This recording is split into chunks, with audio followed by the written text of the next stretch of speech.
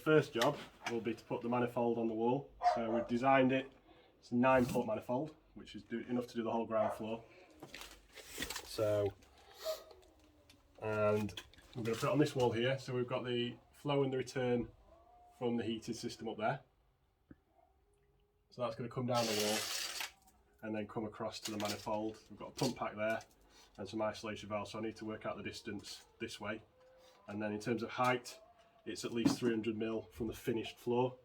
So we've got another 65mm of screed on here, then the 15mm wooden flooring, and then 300mm at least up. So we're probably going to be about this height for the bottom of the manifold. So we'll get this on the wall.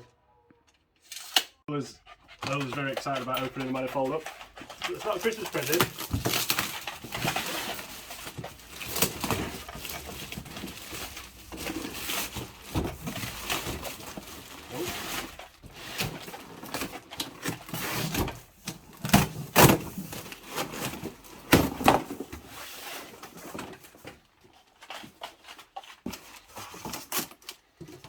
That's the manifold.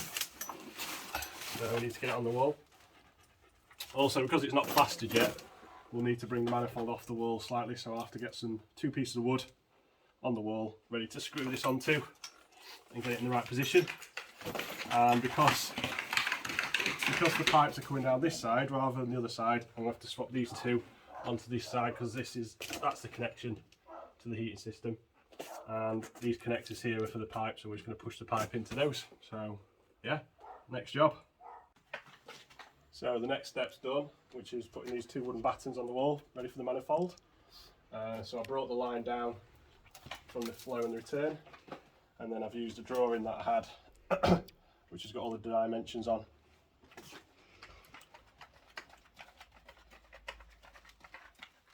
Which shows the dimension of the pump pack and the two isolation valves, which need to sit this side of the manifold. So put these in the right place, and now I can attach that to that wood. And just need to set the height so it's the correct height from the floor, which I'll do next to get it level, and then that's the manifold on the wall. So next up is the plastic. We have got 2 rolls and we basically need to cover the ground floor in this. We don't know how long exactly it's going to take, we shall see. But yeah, obviously we need to tidy as we go, obviously because we need to cover up the whole floor, but cutting down it shouldn't be too bad. No, this is just to protect the insulation from the screed that's going on top. Although obviously we take all the joints anyway. Yeah. If you didn't have that, then the screed could go between the insulation panels and get underneath and make it all go funny. So we're putting this over the top, and then we'll staple the underfloor pipes onto this. Brilliant. And where's the staple gun? If you'll also show you the staple gun. Special staple gun, yeah. You like this piece of equipment? Saves you going down on the floor and putting every single staple in. It's just literally like that. Brilliant. On the pipe. Cool. And how much was that? Hundreds. What? How much? Yes. About £100. Right. Definitely worth it. Yeah. Cool. So we will crack on.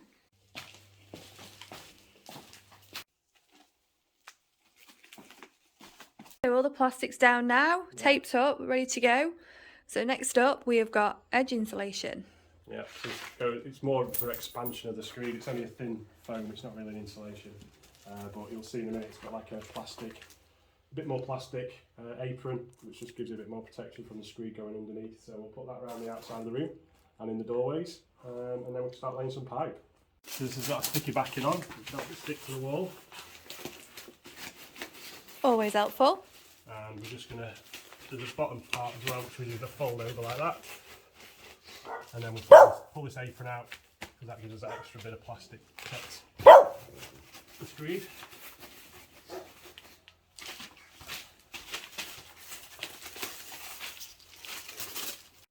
So we've loaded up the gun, ready to go. Put all the staples in, and I think there's probably about 100 in there, so that'll do quite a bit of this circuit. I'll have to keep reloading. And what's it for? Just literally pushing the staples in without having to bend over and do each one by hand. So I'm not going to do one now, but we'll do one with the pipe. It's just a case of put it over the pipe and staple. Cool. That'll be very therapeutic, I imagine. So next job is just to get some spacers, so we know how far apart the pipes need to be. So I'm just going to cut it out of this just so we can drop it in. So First thing we need is around the outside, we need to be 150mm from the outside, so that's an easy one, 150. I'm going to cut that off, and that's how far the pipe needs to be from the edge. The next, we're going to go around and do all the flow return first, the flow pipe first. So we'll need to be 300mm apart from the pipes, centre to centre, but it's 300mm less 15, so it's 285 we need. So 285, and that'll mean then the centre of the pipes are 300mm apart. So that's our 285. And then when we've got to the middle, we go back round and fill in between the pipes that were 300mm apart, which gives us our final 150 centres. So to do that again, it's 150 less 15, so it's 135.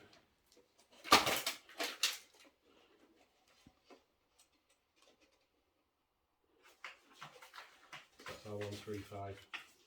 So there'll be that much gap between the pipes when they're finished, which gives us our 150 centre of the pipe. So I need to cut them. So we're ready for the pipe now. So we're just taking it out of the main bag. So be careful when cutting this, just to make sure you don't damage the pipe with your knife or scissors. But leave it in this plastic because this keeps it together as a coil, which makes it a lot easier to work with. So it just takes finding the end and feed it out and work with it like that. So we're just going to follow the drawing, and the first circuit is in this room. It's this area across from here. So just pull enough pipe out just to get to the manifold, which is through here. Just going to allow plenty to make sure we can get round. And it comes into this room, and the first one is along this wall and around the outside. So I've got my plan on the phone. I'm just going to follow that. I've just done the first staple using my 150 measure to keep it 150 from the wall, and also putting the first one into this plastic sheet would just help pull it all down. So it's going to work way along. So we've gone round once, and now we're into our 300. So we use our 300 spacer to make that 300 distance, and then when we come back round, we come through the middle here. So we've been all the way round now at 300 centres, and now we've got to the middle. We've double back on ourselves, and we now just got to go in between all this pipe all the way back to get us our 150 centres and back to the manifold. So it's flow. It's all about flow. Flow, flow return. Yep, exactly. So a very important bit when you're bending the pipe around the corners is that you don't overbend it. So that's like a 90-degree sweat bend, which is fine. But if you try to do that too tight, you'd see it like it'd kink, so it'd proper fold, and it starts to like a milky white colour. Once that happens, that's the circuit gone. You don't want to cut it and rejoin it. You don't want to try and straighten it out. It's a weak point then, so that's it done, unfortunately. So we've now done the utility, and then the rest of the open plan area. So two more circuits, this circuit, and then we've just got the all-way circuit to do as well. So next job, we've done a lot of pipe and it's getting a bit messy under the manifold, as you can see. So we're going to start connecting these circuits up. So first job is conduit. So this protects the last metre of the pipe or further, but it's just the bit where the pipe comes out of the screed. So it stops it. Any expansion or contraction in the screed won't damage the pipe. So the pipe sits within this. So we're going to get about a metre of conduit. And our first circuit, which makes sense to connect to this end, is this first one behind this wall, which comes around first. So this one. So conduit in.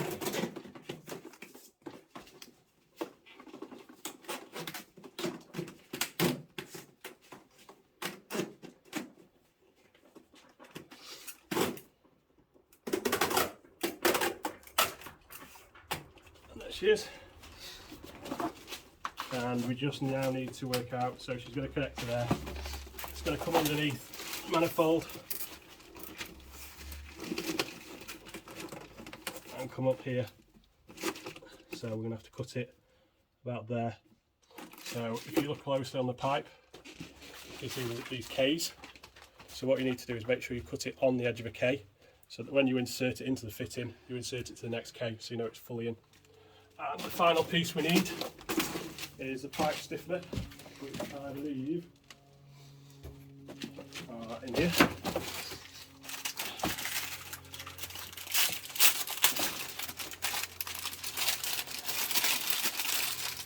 So these just go in the end of the pipe, just to re-round it and stiffen it up.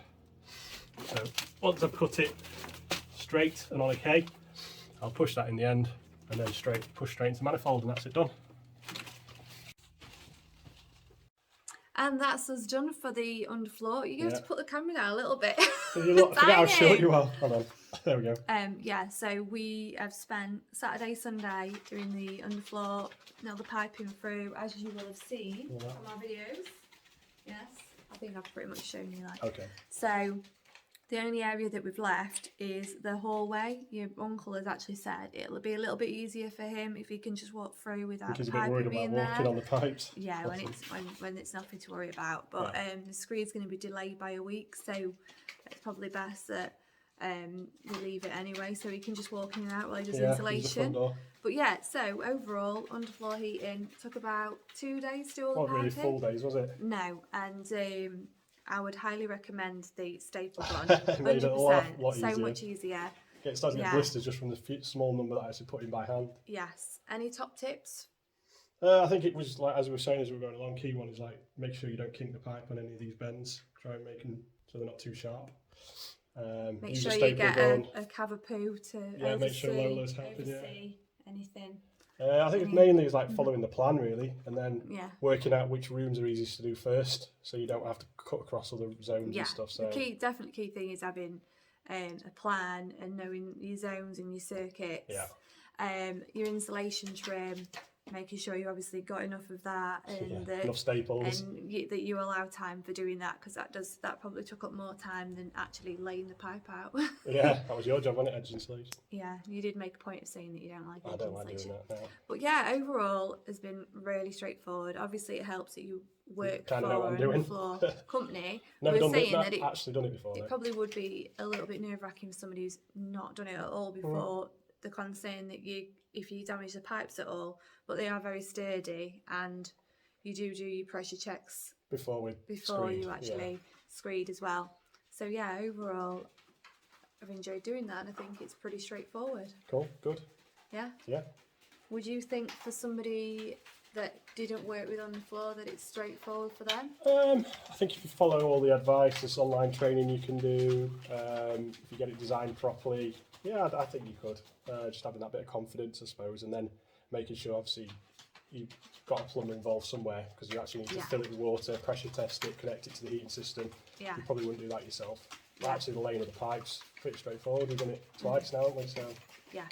And upstairs will be different, so it'll be the panels that you put your pipe through the that's a lot easier. Panels. You just follow that rather than having to work it out. Yeah, but overall, I would say, so size-wise of the metre square. We've done about 110, I think it is. Yeah, in less than 2 days. We probably could have done it in a day, I think. Really. Yeah, we could have easily. I don't think it's been. I mean, you sweat generally in any little thing you do, but it's been a breeze for me. Yeah, so thanks for watching as always, and stay tuned for more DIY. We've got plenty more to do. Thanks. Bye. Bye.